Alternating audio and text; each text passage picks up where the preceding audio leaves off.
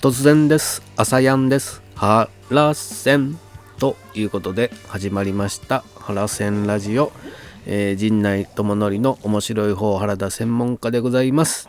この番組は日々私が見ちゃったもの、聞いちゃったもの、やっちゃったこと、やらされちゃったこと、食べちゃったもの、飲んじゃったものなんかの話をしております。ぜひチャンネル登録と高評価よろしくお願いしますということで、昨日は何をしてたかと言いますと、阿佐ヶ谷ロフトで行われた朝やん3回目の朝やんです。あれ3回目 ?3 回目ですねの朝やんに行っておりました。水道橋博士さんがやっているイベントで、昨日は前田明さんとターザン山本さんを招いてのトークですね。トークイベントで、僕はあまりそのプロレスには本当に詳しくなくて、当時というのは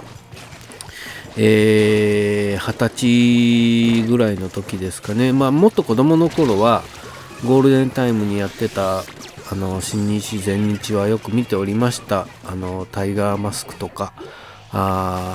猪木馬場、あの辺ですね。それからもうちょっとしてその20歳ぐらいの時かな、橋本真也さんとか、あの辺ですね。武藤敬司さん、武田とか長野さんとか、平成維新軍とか言ってたのかな、 NWO とかね、あの辺の時代はよくザコシとかコバとか一緒にイベントやってましたんで、それからリットンさんが旗揚げしてたね、お笑い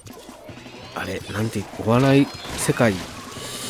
決定戦っていうイベントがあったんですけど、それをお手伝いしたり、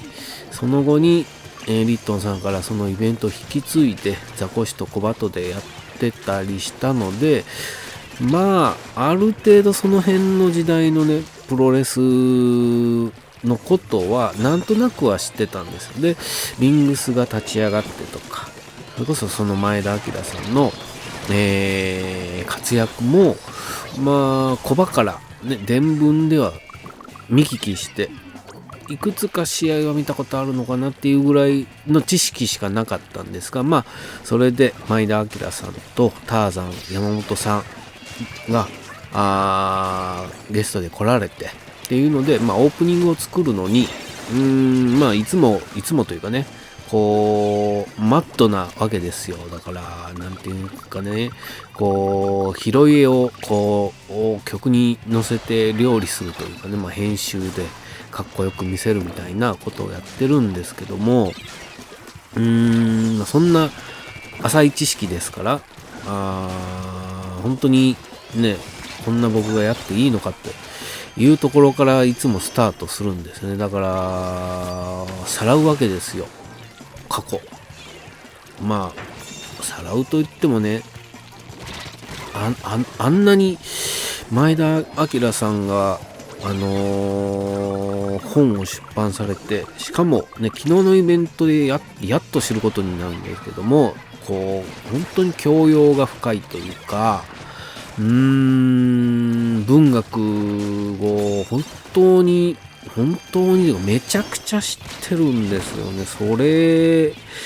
でイベントの中でも語られてましたけども、なんて言ってたかな、それは配信をね見て確認してもらえて、それが本当の核というかね、コアの部分になってくるんですけども、本当にこう言葉をなんていうか、最終的にそうですね、肉体で戦ってるプロレスね、戦っては格闘技として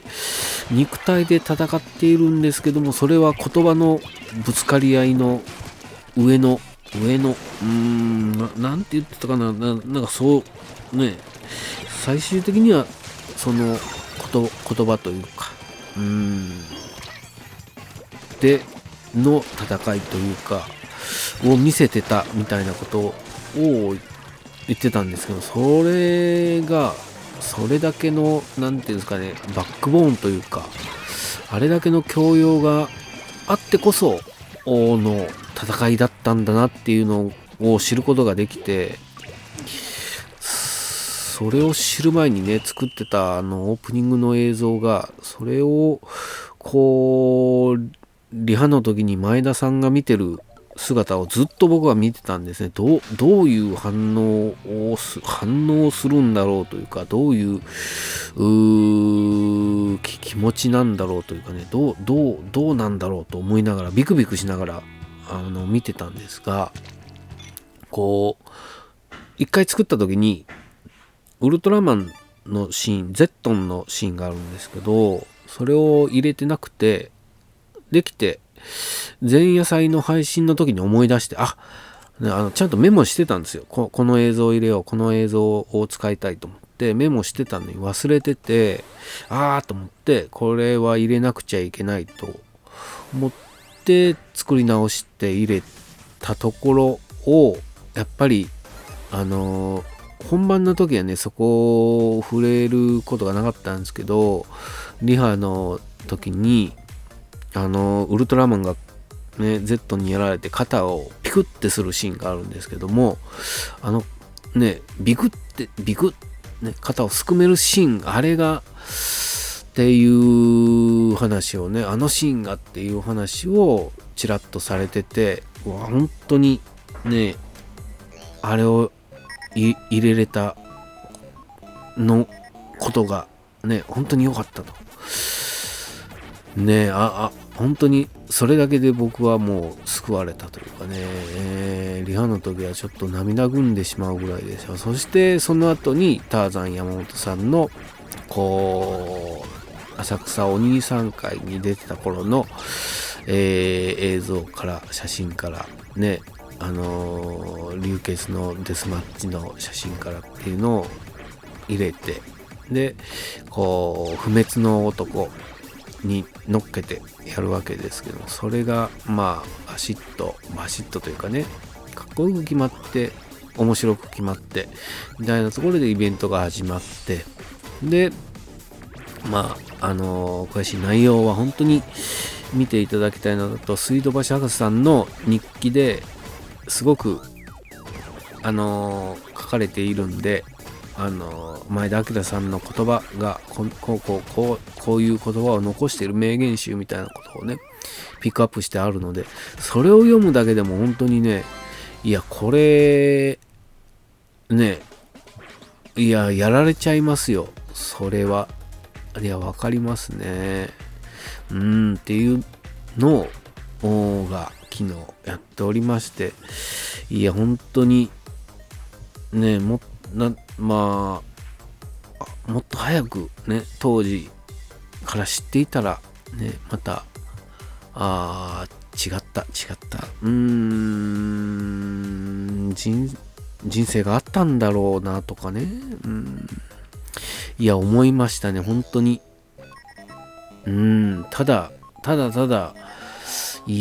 当時の僕からしたら刺激が強すぎて耐えられなかっただろうなとかね。イベントの中でね、前田明さんが、太宰治にハマってというかね、太宰治を読んで、日本刀を持ってね、親父を殺そうとしてしまう自分に気がついて、これはいけないということで、何か他の作家の作品を読まなくちゃいけないっていうんで、三島由紀夫を読んで、なんだこんなもんかって思って思いとどまったっていうのをね、こう語ってるんですけど、それなんかすごくないですか。その太宰治もそうですけども、三島由紀夫もそうですし、それに気づかされる前田明さんもね、みたいなことがすごいなって思いながら、全部ね、そういう話を踏まえた上で、ターザン山本さんはずっとね、ピエロを演じてるというか、演じてないですよね。ピエロなんですよね。それがまたかっこいいんですよ。っていうのをね、昨日本当に痛感しましたね。いや博士さんのね、著書の中にお笑い男の星座っていうね、本があるんですけども、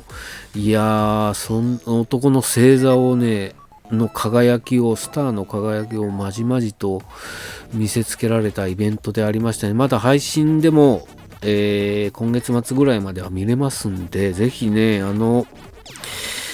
見ていただきたいというかね、いや、そら痺れちゃうよっていうのはね、わかりますね。本当に面白かったし、最後はね、すごく感動的な、終わり方を、